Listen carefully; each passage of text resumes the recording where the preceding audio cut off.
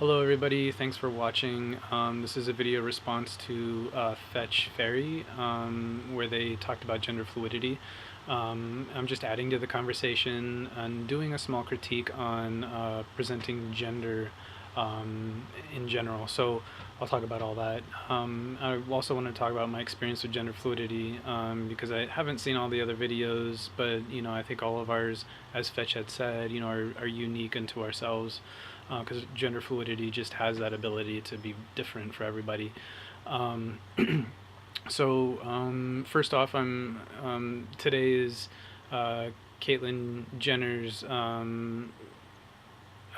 front page on Vanity Fair photo shoot, which is cool. Congratulations, Caitlyn. I'm going to incorporate that into sort of why I'm going to talk about a different gender model, because there's more discussions that need to be had and more identities that need to be described and understood, not just trans white female experiences. So, congratulations, Caitlyn.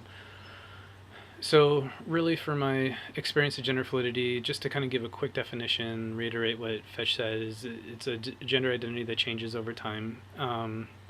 So for me, like when I first came into being gender fluid, when I had the vocabulary and understanding, my cycles, what I call them cycles, were high frequency, so they would happen a lot more cycles through male and femaleness mostly at the time.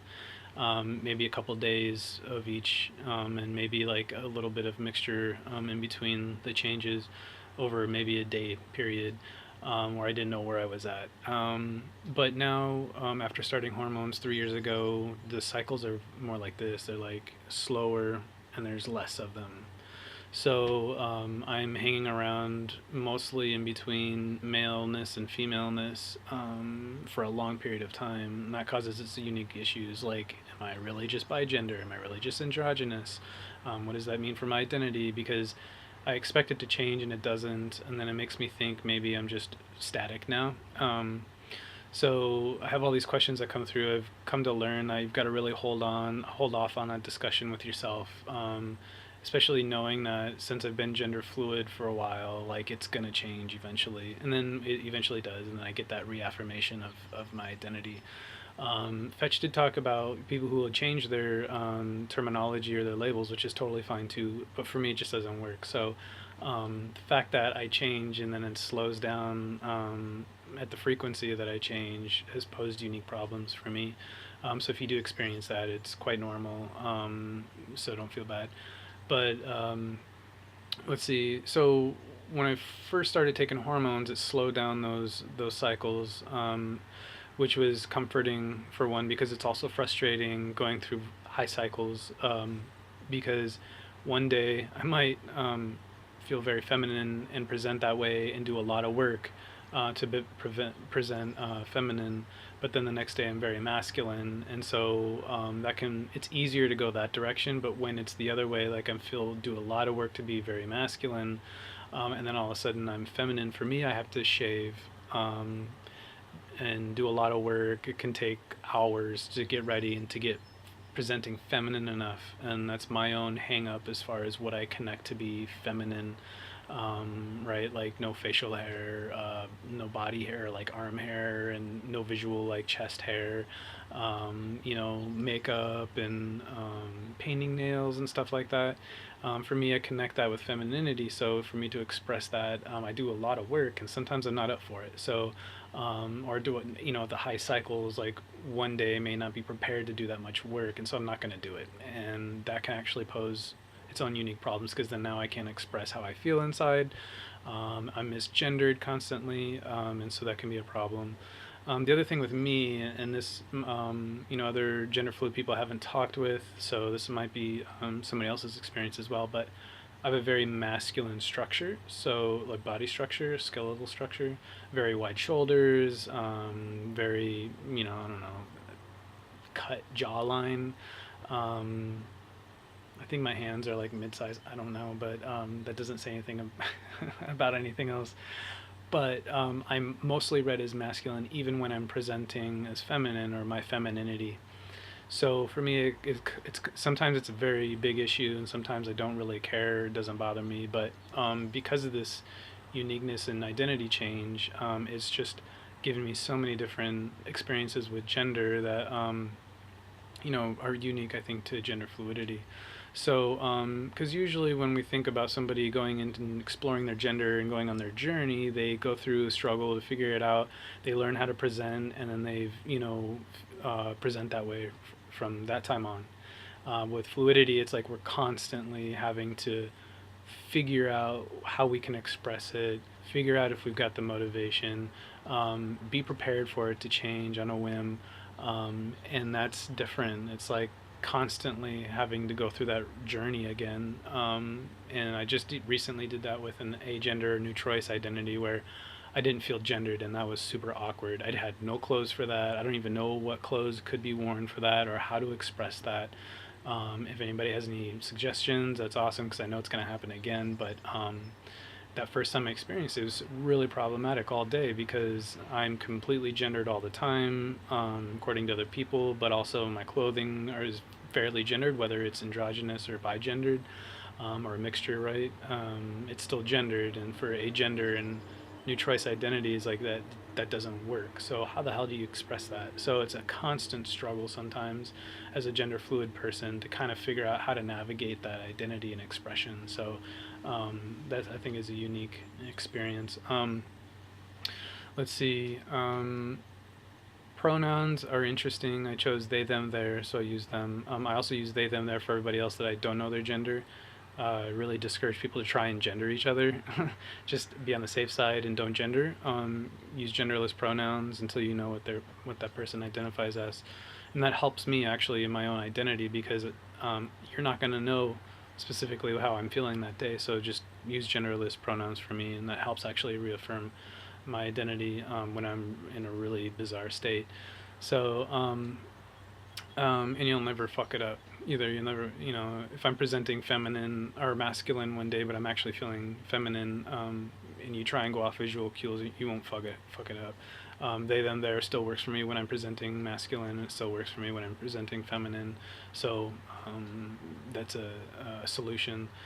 Also, my presentation, where I generally stay this way, which is interesting, that I found more comfort in, like wearing earrings, having facial hair because I don't feel like shaving, wearing a little bit of makeup, having feminine clothes. That all feels comfortable to me.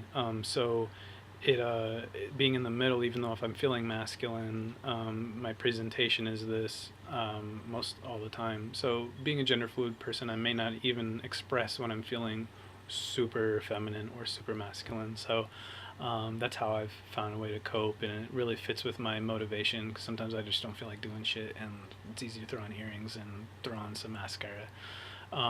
So yeah. Now that's kind of my experience with it. Transitioning is another issue with gender fluid people that it's very unique. So in transitioning, people often think of like HRT or surgery.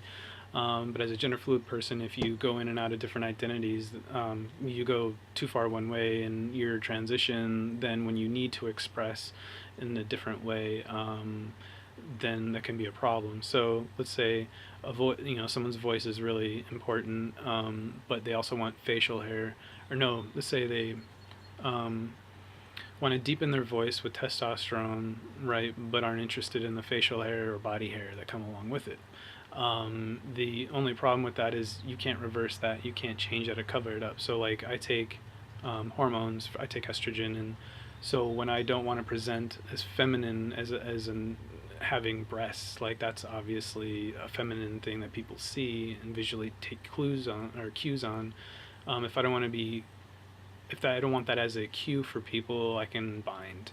But if you're wanting facial hair, let's say, but you take testosterone and your voice, goes 2 octaves lower, like you can't change it, you can't cover that up.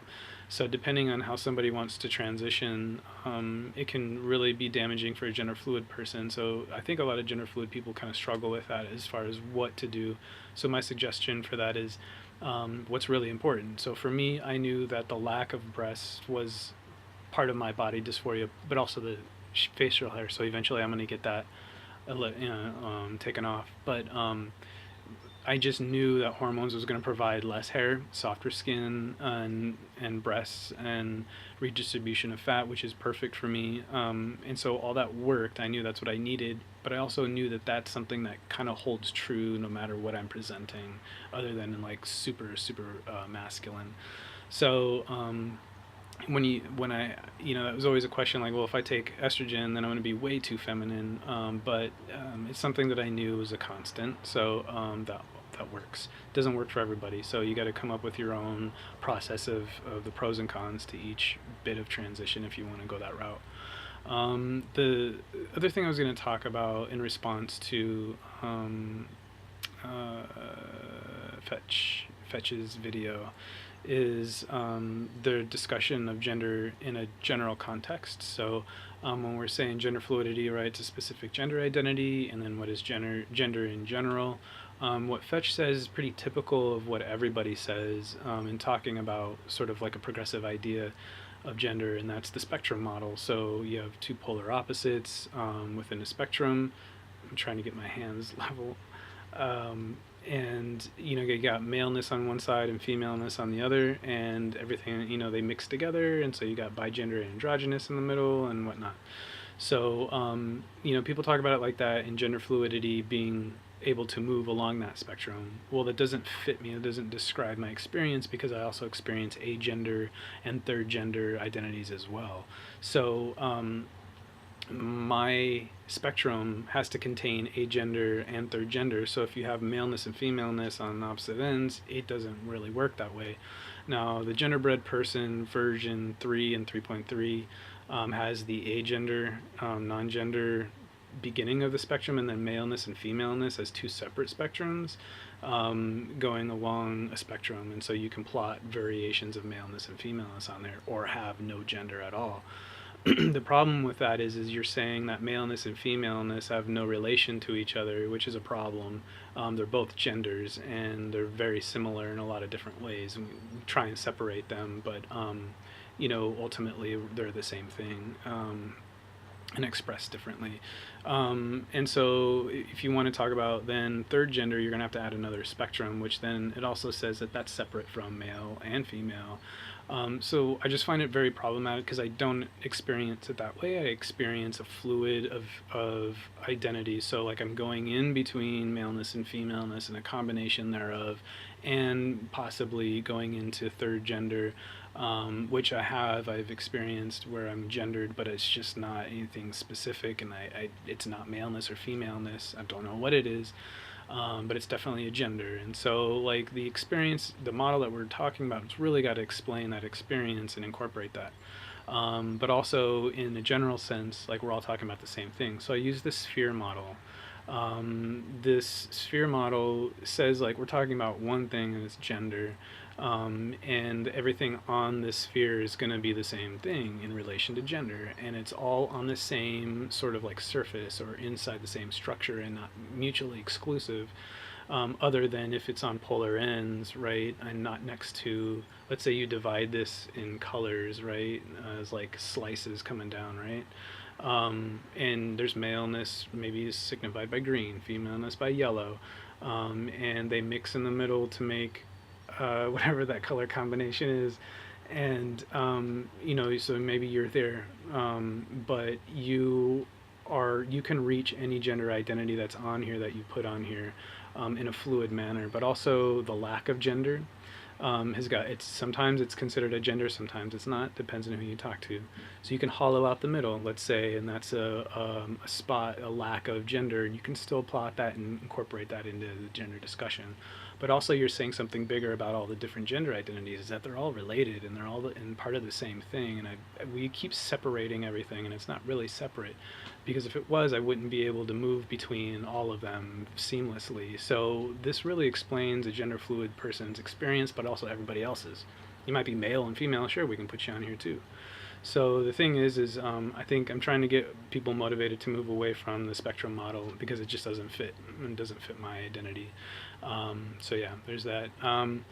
If you want me to explain more, make a comment. If any questions, make a comment. Thanks to Fetch motivating me to do this. And see you later from Hendersonville, North Carolina. Hello, Denver. And I'll see you in Seattle soon. Bye.